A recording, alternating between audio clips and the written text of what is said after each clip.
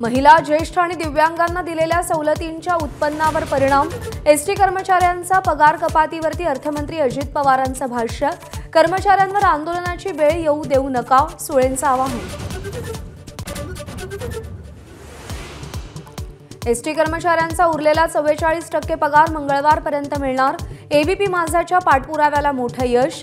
56% पगार झाल्यानं एसटी कर्मचाऱ्यांची अडचण झाली आहे।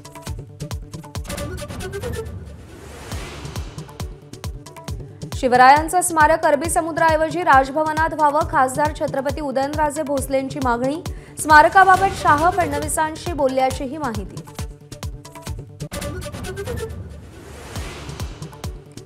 नारायण राणेंना अटक केलेला क्षण आजही मोबाईलमध्ये सेव्ह। ज्या दिवशी परतफेड करेन त्याच दिवशी व्हिडिओ डिलीट करणार, मंत्री नितेश राणेंचा इशारा।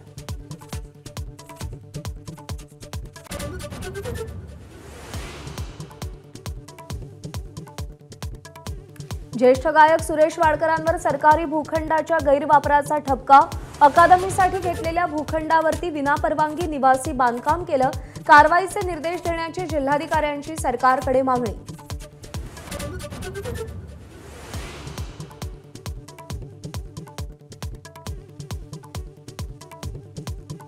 तुळजापूर ड्रग्ज प्रकरणात नाव येण्याच्या भीतीनं 100 जण फरार। आतापर्यंत 35 आरोपींपैकी 14 आरोपींना अटक, 21 अजूनही मोकाट।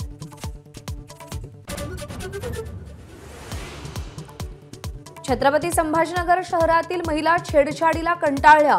उच्चभ्रू भागात बाईकवरून येणाऱ्या तरुणाकडून छेड, तर बारामतीत तरुणाच्या त्रासाला कंटाळून 16 वर्षीय मुलीची आत्महत्या।